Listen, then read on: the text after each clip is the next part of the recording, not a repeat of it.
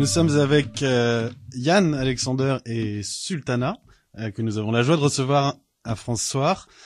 Pouvez-vous vous présenter peut-être Yann, vous avez une déjà longue carrière derrière vous, je crois.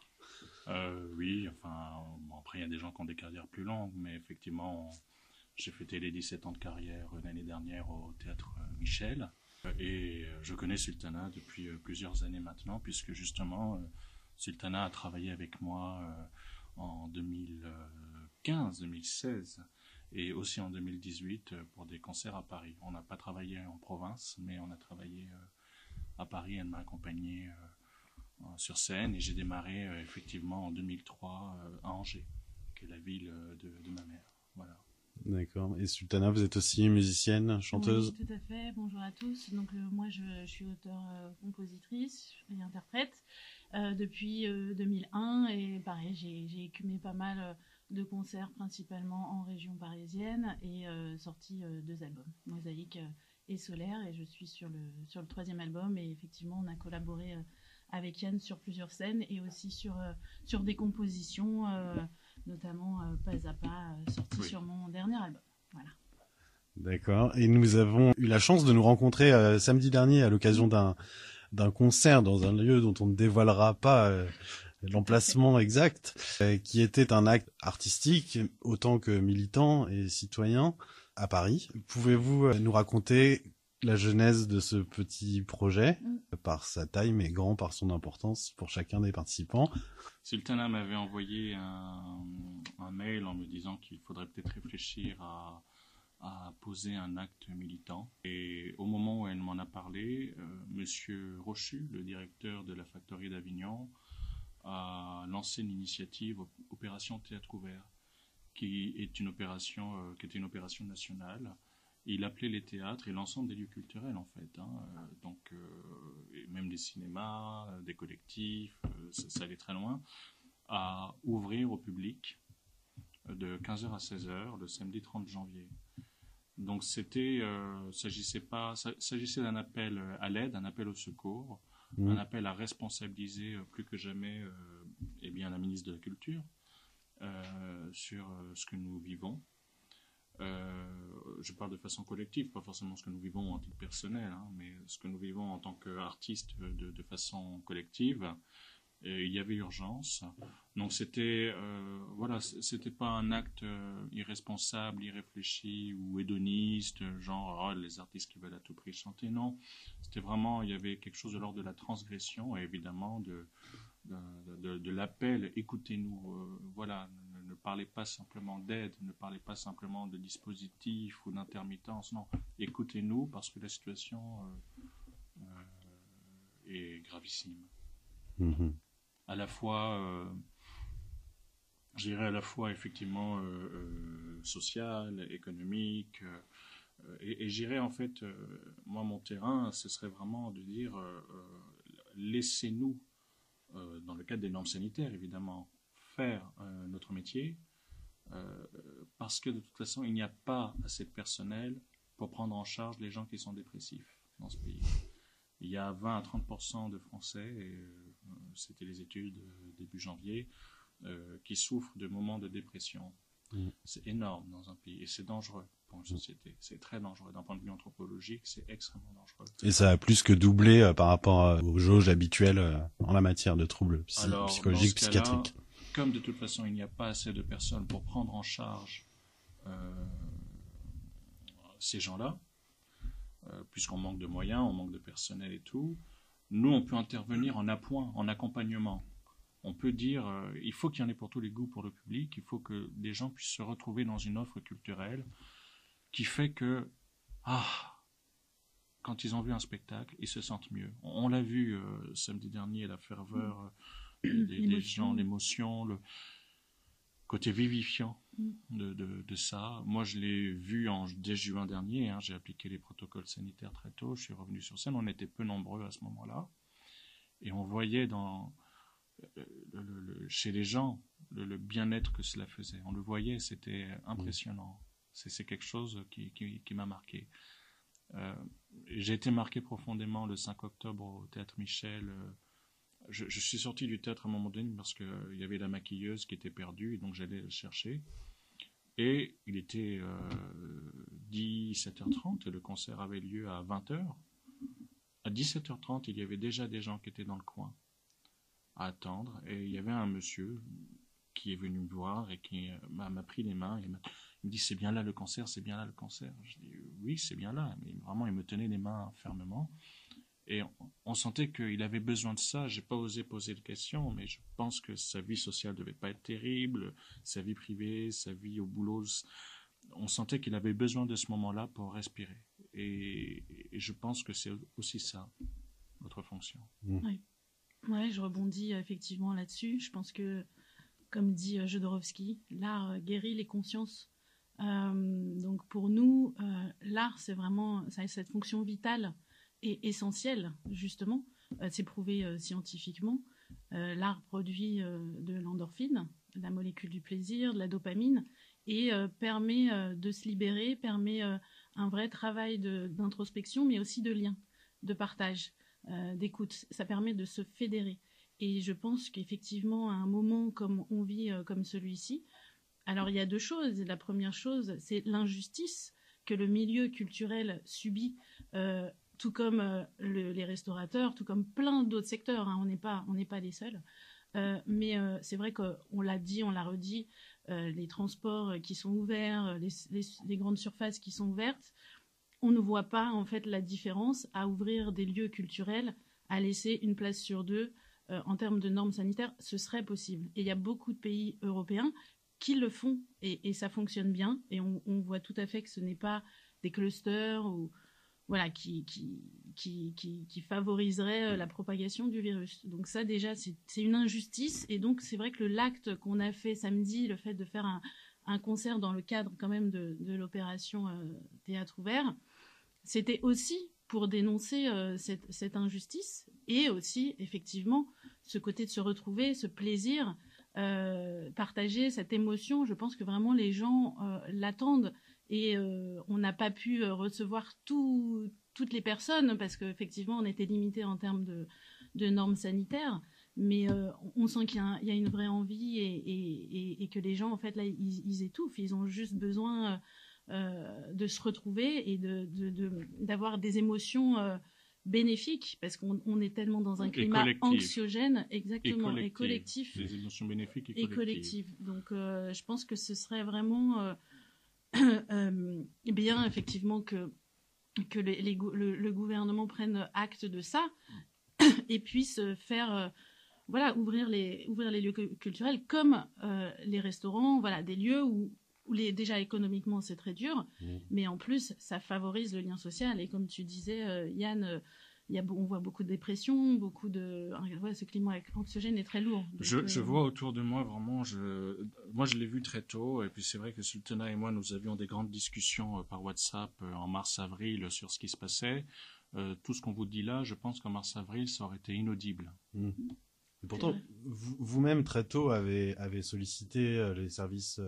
avait sollicité l'exécutif au mois de mai, il me semble. Ah, mais même dès mars, j'écrivais à M. Riester, hein, j'écrivais à des députés, à Lauriane Rossi, que je connaissais un peu parce qu'avant, elle avait animé un site qui s'appelait c'estuneChanson.fr, et donc qui est député LREM.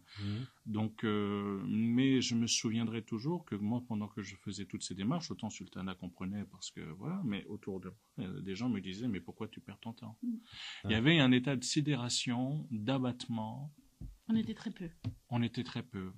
Et quand j'ai repris les concerts, on était minoritaire, hein, évidemment. En juin, au moment où je reprends les concerts, c'est quelque chose... pourtant, le Premier ministre de l'époque explique bien qu'à partir du 22 juin, les lieux à Paris pourront rouvrir au public dans le cadre des normes sanitaires. Dès le lendemain de son discours, j'appelle... moi, j'appelle de mon côté la préfecture de police pour avoir des infos. Alors après... On me dit que c'était pas eux de donner, enfin que c'était peut-être pas eux qu'il fallait que je m'adresse, mais enfin en tout cas ils me répondent oui vous pouvez y aller, il faut que les gens portent le masque et que la capacité de la salle soit réduite. même si c'est une petite salle. La directrice de l'atelier du Verbe appelle de son côté le ministère de la Santé qui lui dit la même chose. Mais on a l'impression à ce moment-là d'être complètement isolé et je réalise à quel point le milieu culturel français n'est absolument pas solide. C'est là que je le réalise.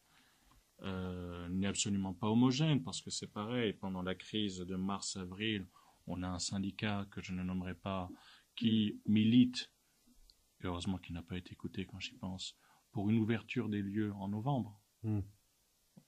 Du moment qu'il y ait des aides. Enfin, mais à ce moment-là, il y a une interview sur France Culture d'une représentante de ce syndicat et apparemment ça n'a pas l'air de choquer les gens à ce moment-là. Dans le milieu, ça ne choque pas. Est-ce que le discours serait les mêmes sans les aides? Je sais pas, je ne crois pas, c'est pas sûr, je sais pas sûr, mais c'est quelque chose qui me sidère quand même, c'est que des gens aient pensé ça, que des gens qui prétendent que la France est le pays aux plus grosses infrastructures culturelles du monde acceptent qu'on mette la culture en sourdine pendant un laps de temps aussi long, c'est quelque chose qui m'étonne. Et heureusement que quand même certaines personnes au milieu de la culture se sont battues pour qu'on n'en arrive pas là. Et que le Premier ministre a pris une décision à ce moment-là de rouvrir les lieux. Alors évidemment dans le cadre des normes sanitaires et tout, mais de rouvrir les lieux. Alors évidemment, je ne me fais pas d'illusions. Sultana disait que beaucoup de gens étaient en demande, mais il y a aussi beaucoup de gens qui s'en foutent. Et la question, c'est est-ce que le gouvernement a placé le curseur par rapport aux gens qui s'en foutent ou aux gens qui étaient en demande? Ce sera intéressant de savoir. On suivra de près si une petite étincelle que vous avez allumée embrasera tout ça. Une question plutôt pour vous, Sultana. Ça m'a frappé, comme on en reparlait après le concert de samedi, les sourires et la joie qui en émanaient à l'issue du concert, des gens heureux de se retrouver avec le plaisir simple d'être ensemble. Je précise que les sourires se voyaient surtout dans les yeux, car le port du masque était bien respecté. Est-ce que vous pensez qu'il y a une exigence ou une importance particulière du spectacle vivant? Parce que dans toute cette année 2020 et ce début 2021, tout le monde a consommé énormément de culture, pardon pour le terme consommer, mais de fait, ça s'applique assez bien à la culture numérique. Est-ce que vous trouvez qu'il y a une part d'irremplaçable dans le spectacle incarné et dans peut-être même l'art en général incarné? Je pense aussi au musée, par exemple. Oui, bien sûr. Tout ce qui est art vivant, ça le nomme. Il est vivant. On est tombé cette dernière année dans une culture qui est proche de la culture du divertissement. Pour moi, de rester devant Netflix, de voir des concerts en visio, ça n'a pas du tout la même portée que de faire un concert live, que d'aller voir une œuvre dans un musée, que de partager, de créer ensemble et de pouvoir partager des émotions. Donc je pense qu'effectivement, même s'il y a eu ce regain de culture, mais en fait l'artiste n'est pas pour moi ne doit pas être réservé à être chez lui en train de faire son art. S'il n'est pas partagé, s'il n'est pas vivant, et d'ailleurs, samedi dernier, on s'est senti, pour ma part, je me suis à nouveau sentie vivante. Et c'est ce qu'on se disait avec Yann, et le public nous l'a aussi fait constater. Les retours ont été hyper positifs. Ils nous ont dit mais waouh, quel brin d'air, un souffle nouveau. On sent vraiment qu'il y a ce côté art médecine en fait, de pouvoir partager ça entre nous, c'est hyper important. Donc pour moi, la culture ne peut passer que par le relationnel, le présentiel, hein, parce que ce terme est très employé. Sinon, ça n'est qu'un espèce de rêve, un espèce de truc un peu comme ça, mais on n'y touche pas vraiment. On a besoin de ça, on a besoin de comme je disais avant, de se retrouver et de pouvoir de monter sur scène, de pouvoir faire passer des émotions et de voir les visages, avec la larme à l'œil ou le sourire, et c'est comme ça que la culture est. avec un grand E. Je crois qu'on n'en serait pas là non plus il y avait un appel à l'aide effectivement samedi, mais il y avait aussi un appel au respect. Ouais. Respectez-nous, arrêtez avec vos histoires d'essentiel, non essentiel. Je trouve que c'est un affront fait aux gens. Puis même quand ils nous ont expliqué que les caissiers étaient essentiels, peut-être que des caissiers se sont sentis orgueilleux. Ah, je suis essentiel, mais je pense que certains ont envie de déchanter. Je connais une caissière. Oui, bon, ils ont gagné un petit peu plus sur leur fiche de paye. Les gens sont toujours aussi désagréables avec eux. Et elle se dit, mais pourquoi moi, si quand j'ai fini ma journée, j'ai ma vie, j'ai peut-être aussi envie d'aller au cinéma, j'ai envie d'aller dans un bar, j'ai envie d'aller dans un resto. Donc, cette façon d'opposer les uns aux autres est complètement fou, inique, évidemment. C'est malsain.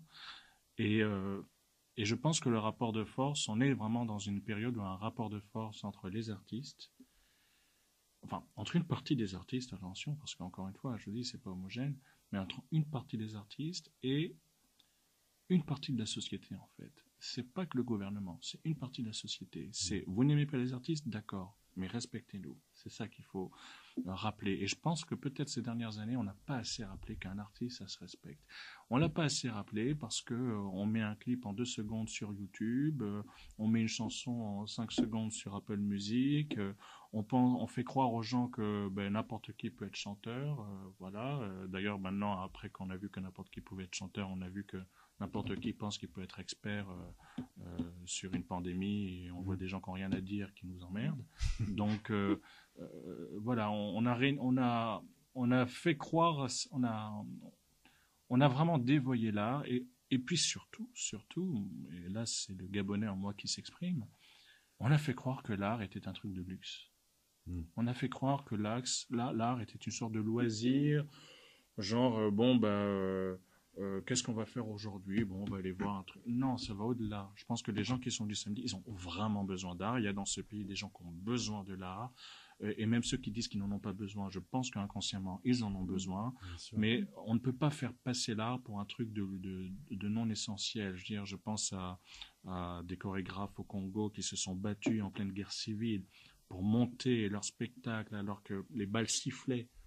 Au-dessus de leur dieu. Je pense à Léoas qui faisait des fresques, des dessins dans un camp de concentration. Je pense à tous ces gens qui ont fait perdurer l'art dans les conditions les plus inimaginables et qui continuent de le faire. Et je pense qu'il y a une indécence à faire croire que tout ce que nous avons fait, tout ce que nous avons été avant n'a aucun intérêt parce que maintenant il y aurait le Covid. Non, je suis désolé, le Covid ça fait partie de la vie, mais il ne faut pas en faire l'alpha et l'oméga de notre psyché. C'est indécent, je pense. Ouais. Par contre, c'est vrai que, je voulais rebondir, la période quand même Covid fait repenser aussi l'art dans sa globalité, c'est-à-dire qu'on se rend compte aussi qu'il y a peut-être des nouvelles formes pour amener l'art en fait aux gens. C'est-à-dire que là, moi je me suis dit tout de suite quand j'ai appelé Yann, avant de savoir qu'on allait faire ce concert dans le cadre de l'opération Théâtre Ouvert, je me suis dit voilà, il faut qu'on arrive à amener l'art où les gens n'ont pas accès. C'est-à-dire penser à des nouvelles formes, c'est-à-dire aller jouer, je sais pas moi, comme je disais au début du concert, en bas des fenêtres des gens, dans les jardins, dans les garages, dans des usines, dans des fermes. Essayer aussi d'amener la culture là où la culture n'est pas en fait, où elle n'est pas accessible. Et peut-être que, moi j'ai toujours un regard avec plein d'espoir, mais je me dis que peut-être cette période, même si on y pensait avant, moi j'ai joué aussi dans des prisons, dans plein de lieux aussi un peu atypiques, et peut-être que cette période-là nous permet aussi de voir aussi un peu les priorités, et peut-être de se fédérer. Donc là on est... moi, je suis en lien avec plusieurs artistes et on essaye justement, avec Yann en partie, d'essayer de voir comment on peut s'organiser, comment on peut se fédérer. C'est aussi l'appel, le concert de samedi, c'est aussi amener des artistes dans notre... essayer de faire une réflexion collective pour comment essayer d'amener cette culture à des gens qui n'en ont pas l'accès. Donc avec un aspect un peu plus social, un peu plus humain. Et peut-être que cette période aussi permet de voir un peu l'ouverture et des projections par rapport à ça. C'est très difficile à mettre en place parce qu'il faut compter la difficulté de mettre en place des choses indépendamment du Covid, et puis les égos des uns, des autres, c'est toujours très très compliqué parce que nous aussi on a nos égos, c'est normal, sinon on monterait pas sur des scènes. Mais voilà, il y a quand même des rapports humains et c'est pas toujours facile. Bien sûr, évidemment. Et donc concrètement là pour la suite, on a entendu plein d'espoir et ce coup d'envoi, si j'ose dire, de samedi dernier devrait faire des petits.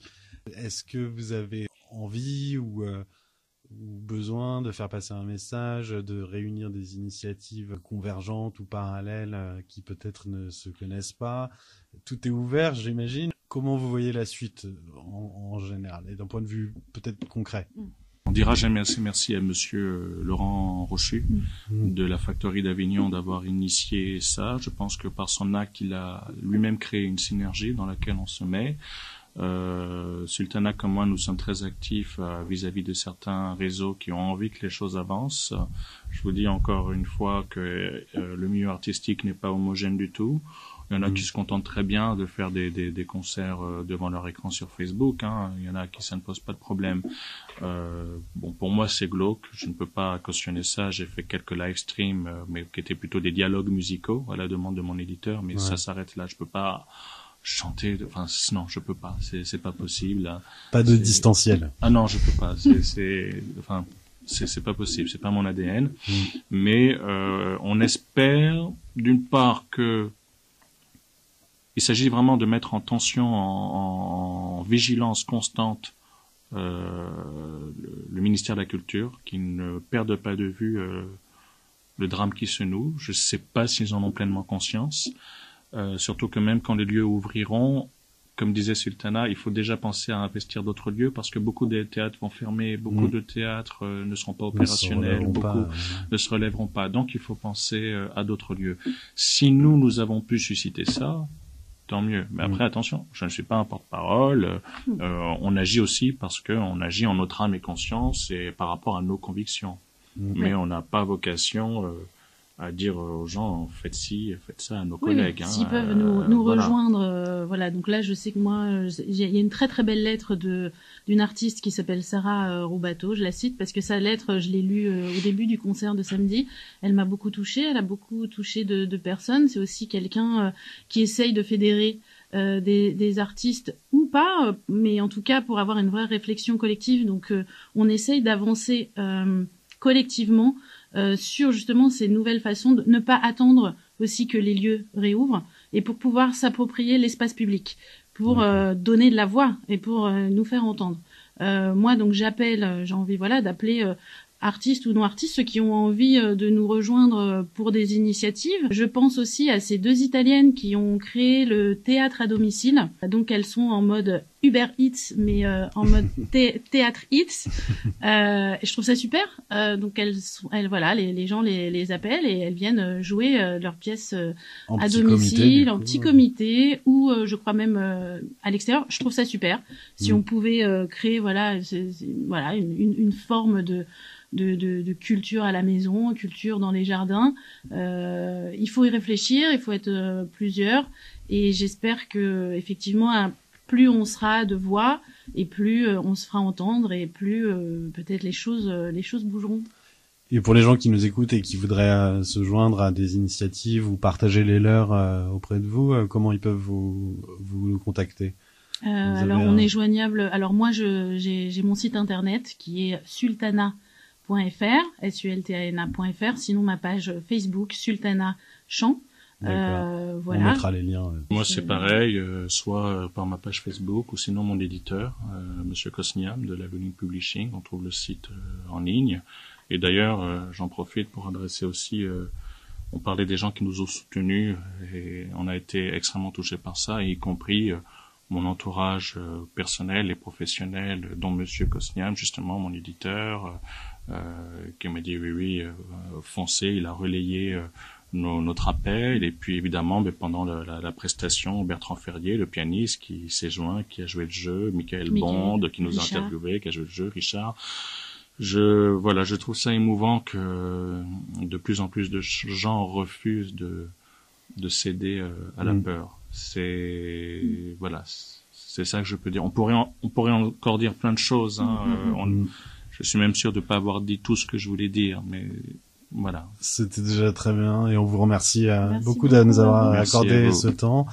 J'espère que les gens qui nous écoutent seront aussi touchés que j'ai pu l'être en venant à votre concert par la joie toute simple mais vraiment dense et forte qui se dégageait de vous tous. Et on a coutume de dire que la culture, c'est ce qui reste quand on a tout oublié. Je sais plus qui disait ça, Malraux peut-être, mais je suis sensible personnellement et je pense qu'il y a beaucoup de gens autour de nous, consciemment ou pas, qui le sont aussi, au fait qu'on n'oublie pas la culture. Donc on continuera à suivre vos prochaines Merci. aventures Gentil, et merci on de vous nous souhaite avoir invités. bon vent de la part de François. Merci Merci à vous. Merci.